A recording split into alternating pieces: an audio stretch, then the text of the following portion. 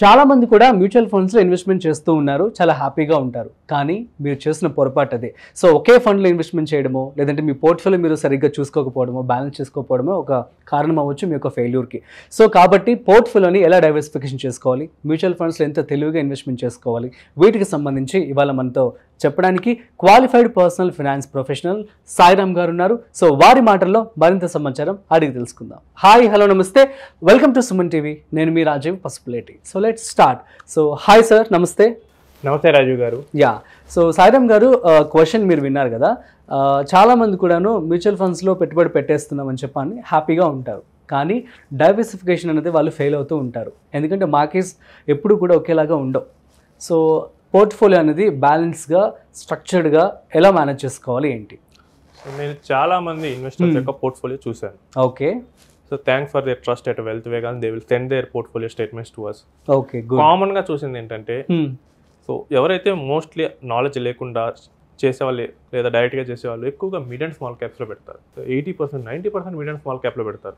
My mid cap last 10 yearsలో ఎంత ఇచ్చింది return. So అసలు వాళ్ళు అందులో ఉండే రిస్క్ని అయితే సరిగ్గా చూడట్లా. సో 2008 గ్లోబల్ ఫైనాన్షియల్ క్రైసిస్, ఆ టైంలో if I kept 1 lakh rupees in 2007 December, నాకు 2008 విత్ ఇన్ 6 monthsకి my investment value is gone to 20,000 rupees. 80,000 rupees loss. Yes, అది రికవర్ అవ్వడానికి నాకు 6 years పట్టింది. మళ్ళీ 2014 మార్కెట్ బూమ్ వచ్చినప్పుడు మాత్రమే రికవర్ అయింది. సో మధ్యలో అదంతా అప్ అండ్ డౌన్ అవుతూనే ఉంది. ఈ రిస్క్ ని మర్చిపోతున్నారు అందరు జనాలు. ఏంటంటే కోవిడ్ తర్వాత ఏం జరిగింది, ఈవెన్ కోవిడ్ లో ఏం జరిగిందో కూడా చూడట్లేదు. కోవిడ్ లో మార్కెట్ 50-60% కూడా ఇవి పడిపోయాయి. కాకపోతే షార్ట్ టర్మ్ లో రికవర్ అవడం వల్ల దే జస్ట్ ఇగ్నోర్డ్ ఇట్. కానీ చాలా భయంకరంగా పడతాయి. ఆ టైంలో మీకు డబ్బు అవసరమైతే ఇంకొంతమంది చేసేది ఏంటంటే, they will invest everything into sector and thematics funds. అసలు సెక్టార్స్ ని హ్యాండిల్ చేసేటప్పుడు చాలా కాషియస్ గా ఉండాలి. మీకు ఒక ఎగ్జాంపుల్ ఏంటంటే, 2004 తర్వాత మోస్ట్ జనరల్గా మనకి ఏంటంటే తెలుగు స్టేట్స్ లో కూడా జనరల్గా ఐడియా ఉంటుంది. సో అప్పుడే వాళ్ళు బైక్స్ కొనడం మొదలెట్టారు, టీవీస్ ఇంట్లోకి రావడం మొదలెట్టారు, రోడ్స్ వేయటం మొదలెట్టారు. సో ఇన్ క్యాపిటల్ ఇన్ఫ్రాస్ట్రక్చర్ అనేది డెవలప్ అవుతూ వచ్చింది. అవును. సో ఇన్ఫ్రాస్ట్రక్చర్ అనే థీమ్ అప్పుడు రన్ అయింది.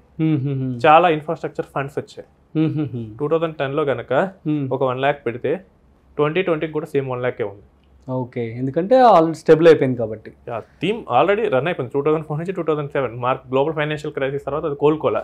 ఓకే, బట్ తెలియకుండా ఓకే 2004లో 40%, 2005లో 50%, నెక్స్ట్ 40% ఎట్లా వచ్చింది, నేను పెడితే నాకు వచ్చేస్తుంది అంటే చాలా ప్రాబ్లం అవుతుంది. ఎగ్జాక్ట్లీ. అండ్ మొన్న కూడా డిఫెన్స్ స్టాక్స్ ర్యాలీ వచ్చింది ఆపరేషన్ సింధూర్ టైంలో. అంతకుముందు కూడా ఒక ర్యాలీ వచ్చింది. బట్ అక్కడ ఉండే అండర్లయింగ్ ఏంటి, డిఫెన్స్ స్టాక్స్ డిఫెన్స్ కంపెనీస్ ఇస్తాయి. అవును. వాటి ఓనర్స్ గవర్నమెంట్. ట్రూ. క్లయింట్ ఎవరు? గవర్నమెంట్. రేపు ఆల్ ఆఫ్ ఎ సడన్ ఇలాంటి టెన్షన్ వచ్చిందని చెప్పి let's don't make money in this defence companies అని గవర్నమెంట్ ఫిక్స్ అయితే స్టాక్స్ ప్రైజెస్ ప్రాఫిట్లు పెరిగితే పెరుగుతాయి. అసలు ప్రాఫిటే తీసుకోవద్దని గవర్నమెంట్ చెప్తే ఈ రిస్క్ ఉంది. ఇది కూడా మర్చిపోతారు చాలా మంది. ఒక హెర్డ్ మెంటాలిటీలో వెళ్ళిపోతారు. సో మీ మ్యూచువల్ ఫండ్ పోర్ట్ఫోలియో లేదా స్టాక్ పోర్ట్ఫోలియో కన్స్ట్రక్ట్ చేసుకునేటప్పుడు మీ మెజారిటీ వెయిటేజెస్ మీరు కనుక రిస్క్ ఎక్కువ తీసుకోగలిగితే better give to 50% or 60% to multi caps. Okay, నేను అంత తీసుకోలేనంటే గివ్ టు ఫ్లెక్సీ క్యాప్ చేయండి. నేను అది కూడా చేయనంటే do for a large cap. Okay. అంటే మీరు ఇల్లు కట్టేటప్పుడు పిల్లర్స్ ఎంత స్ట్రాంగ్ గా ఉంటే హౌస్ అంత స్ట్రాంగ్ గా ఉంటుంది. ఓకే, అవును, ఆబ్వియస్లీ. పోర్ట్ఫోలియోకి పిల్లర్స్ లాంటివి ఇవి, ఇది large cap or flexi or multi cap. Next ఒక మల్టీ అసెట్ కానీ బ్యాలెన్స్ అడ్వాంటేజ్ ఫండ్ కానీ 15-20%. అంటే ఇప్పుడు మీరు చెప్పేది లార్జ్ క్యాప్ కానీ ఫ్లెక్సీ కానీ మల్టీ, ఈ మూడిట్లో పెడితే బెటర్ అంటే ఒకటి పెట్టుకోండి మీ రిస్క్ తగ్గట్టు. I'm a conservative investor, invest in a large cap fund majority. I take little risk but I'm not an aggressive. Invest in a flexi. లేదు I'm an aggressive, my goal is 15 years, then come for multi caps. And దానికి counter part గా multi asset కానీ balance advantage fund కానీ పెట్టుకోండి. Okay. So ఇక్కడ ఏమవుతుందంటే multi assets అనేవి it will invest in stocks, it will invest in gold, silver, REITs. So risk అనేది తక్కువ ఉంటుంది. మార్కెట్ పెడితే ఇక్కడ లైక్ షాక్ అబ్జర్వర్ లాగా ఉపయోగపడుతుంది. సో ఈ రెండింటిలో మెజారిటీ ఆఫ్ ద పోర్ట్ఫోలియో ఉంచుతాం. ఓకే. 5-10%. మనకు అప్పుడప్పుడు మార్కెట్ పడితే క్యాష్ కావాలి కదా. True. I'll invest in a debt fund, like maybe an ultra short duration fund. So ఇక్కడికి మీకు ఆల్మోస్ట్ ఉన్న మార్కెట్ మొత్తం ఇక్కడ రెప్లికేట్ అయిపోతుంది. ఓకే, నాకు నాలెడ్జ్ ఉంది, I want better return, then come for sector or thematic fund. Okay, that should not cross 10% of your portfolio. ఇంకొంచెం అగ్రెసివ్గా తీసుకున్నా అంటే ఒక మిడ్ అండ్ స్మాల్ క్యాప్ని కూడా మీరు యాడ్ చేసుకోవచ్చు. ఓకే, వీటిని దాటి 5 ఫండ్స్ని దాటి ఎవరైతే ఇన్వెస్ట్ చేస్తున్నారో they will become a collector of the funds. Okay, I have seen a portfolio where 96 funds for there. Every ఎన్ఎఫ్ఏలో పార్టిసిపేట్ చేశాడు. వాళ్ళ కొలీగ్ ఆ ఫండ్ బాగుందంటే పెట్టాడు. ఆయన రీసెర్చ్ చేసేటప్పుడు ఒక యూట్యూబర్ ఈ వీడియో బాగుంది, ఈ ఫండ్ బాగుందంటే పెట్టేశాడు. 96 ఫండ్స్లో పెట్టారా? దాన్ని రివ్యూ చేయడానికి మా సాఫ్ట్వేర్కి పొద్దున్న మొదలు పెడితే సాయంత్రం అయింది. పర్లేదు, 1 డేలో క్లియర్ అయిపోయిందంటే గ్రేటే. సాఫ్ట్వేర్కి 1 డే పట్టింది అనలైజ్ చేయడానికి, హ్యూమన్స్కి అయితే సో చాలా టైం పడుతుంది. చాలా టైం పడుతుంది. అంటే రిటర్న్స్ ఏమైనా గొప్పగా ఉన్నాయంటే లేవు.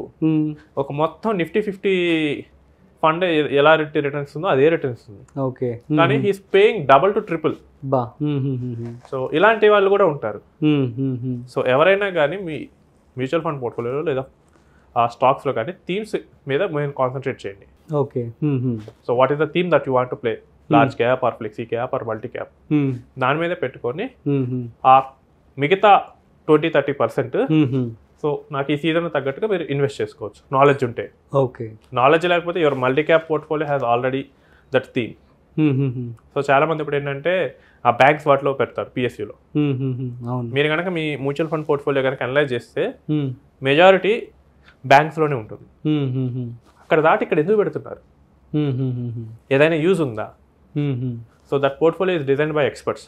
వాళ్ళకి తెలిసి ఏ సెక్టార్ ఏ రేషియోలో ఉంచాలని చెప్పి. మీరు దాన్ని ఇంకా ఎక్స్ట్రా పెడుతుంటే దాన్ని డీవియేట్ చేస్తారు. వాళ్ళేమో ఇంటర్నల్ గా రీబ్యాలెన్స్ చేసుకుంటారు సెక్టార్ పడిపోయే ముందు, మనం పడ్డాక చేస్తాం. అయ్యో.